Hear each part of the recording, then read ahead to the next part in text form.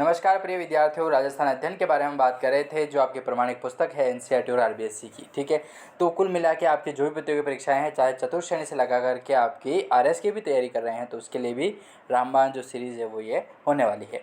पूरी की पूरी हमने ई बुक बनाई है, 360 पेज की होने वाली है, जिसमें महत्वपूर्ण प्रश्न हमने लगभग 10 से 15 हज़ार प्रश्न डाले हैं। ठीक है, यदि एग्जाम से पहले आप यदि ये पढ़ लेते हैं तो 100% सुनिश्चित हो जाइए कि जीके के प्रश्न जो है वो यहाँ से बाहर नहीं जाने वाले, भले कितने भी लेवल के प्रश्न आ जाए। ठीक है, चलिए, क्योंकि देखो बेस लेवल है ना आपका, सीधी सी बात है, तो इसके आधार पर हम बोल सकते हैं। अपना राजस्थान अध्ययन पुस्तक का 11वां अध्याय चल रहा है, जिसका नाम है राजस्थान के प्रमुख व्यक्तित्व। इनके बारे में बात कर रहे थे, जिनमें से 20 प्रश्न जो है वो कवर किए थे इससे पहले वाले वीडियो में। चलिए शुरू करते हैं आगे के क्वेश्चंस को। 20वां प्रश्न आता है कि धरती धोरारी पाथल पीथल के रचयिता कौन है दोस्तों? तो कन्हैयालाल सेठिया को माना जाता है। धरती धोरारी पाथल और पीथल के रचयिता जो हैं वो कन्हैयालाल सेठिया साहब हैं। ठीक है, जो बहुत ही इंपॉर्टेंट प्रश्न बनता है यहाँ से। ठीक है, पाथल और पीथल के रचयिता कौन है? तो कन्हैयालाल जी। ठीक है, हाँ, वही महाराणा प्रताप जी और पृथ्वीराज जी। 21वां प्रश्न आता है कन्हैयालाल सेठिया का जन्म जो है दोस्तों कहाँ होता है? तो सुजानगढ़ में होता है, और सुजानगढ़ पड़ता है अपने कहाँ पर? चूरू में। ठीक है, तो सुजानगढ़ चूरू में जो है कन्हैयालाल सेठिया का जन्म होता है, जिनकी दो सुप्रसिद्ध रचनाएं जो हैं वो इतिहास के नाम पर अपने पन्नों में जो है वो लिखी गई है। एक तो है धरती धोरारी और दूसरा है पाथल व पीथल। ठीक है, चलिए अगला प्रश्न है 22वां नंबर का आता है कि मांड गायिका अलाह जिलानी बाई का संबंध जो है वो किससे है? तो बीकानेर से माना जाता है दोस्तों। बीकानेर से संबंध होता है किनका? अलानी जिलानी बाई। ठीक है, मैंने इनको इससे ही नाम याद रखा हुआ है, अलानी जिलानी बाई। ठीक है, अल्लाह जिलानी बाई कौन नाम याद रखेगा? सिद्धि सेठ बाई। अलानी जिलानी बाई जो है वो मांड गायिका मानी जाती हैं, जिनका संबंध जो है दोस्तों वो बीकानेर से माना जाता है। 23वां प्रश्न यदि देखें, प्रश्न है कि अलानी जिलानी बाई जो है वो पद्मश्री कब दिया गया? तो 1982 में जो है इनको पद्मश्री दिया गया था। याद रखिएगा, 1982 में जो है वो अलानी जिलानी बाई को पद्मश्री से नवाजा गया था, 1982 में। 24वां प्रश्न आता है कि मांड गायन शैली को देश विदेश में पहचान दिलाने का श्रेय जो है वो किसे जाता है? तो गौरी देवी को जो है वो जाता है दोस्तों।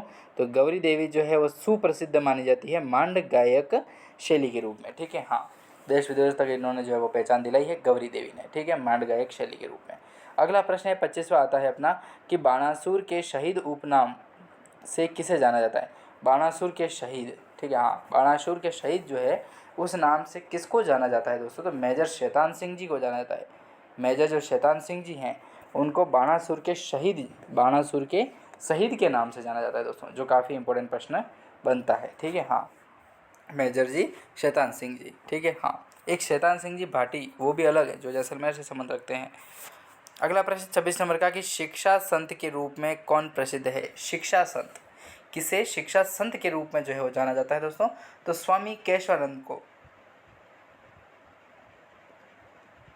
स्वामी केशवानंद जी को जो है वो शिक्षा संत के रूप में जाना जाता है।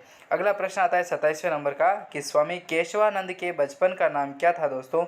तो स्वामी जो केशवानंद जी हैं उनके बचपन का नाम है बीरमा। क्या नाम मिलता है? बीरमा मिलता है। स्वामी केशवानंद जी के बचपन का नाम है बीरमा। अगला प्रश्न देखें, 28वें नंबर का प्रश्न है कि स्वामी केशवानंद के अध्यापन की शुरुआत कहाँ से हुई थी दोस्तों? तो संग्रिया से होती है। संग्रिया से स्वामी केशवानंद के जो है वो अध्यापन की शुरुआत मानी जाती है, संग्रिया से। अगला प्रश्न है 29 नंबर का कि पत्रकारिता का भीष्म पितामह किसे कहा जाता है?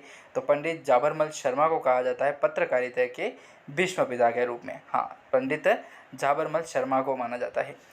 30 नंबर का प्रश्न आता है कि अणुव्रत आंदोलन का सूत्रधार कौन था दोस्तों? तो आचार्य तुलसी जो है वो अणुव्रत आंदोलन के सूत्रधार के रूप में माने जाते हैं, आचार्य तुलसी। अगला प्रश्न आता है 31वें नंबर का कि जोधपुर के बोरुंदा कस्बे में रूपायण संस्थान की स्थापना किसके द्वारा की गई थी दोस्तों? तो कोमल कोठारी के द्वारा की जाती है, जो काफ़ी इंपॉर्टेंट प्रश्न बनता है। तो जोधपुर के जो बोरुंदा कस्बा है उसमें रूपायण संस्थान की जो स्थापना है वह कोमल कोठारी के द्वारा की जाती है दोस्तों। धन्यवाद। अगले क्वेश्चन अगले वीडियो में।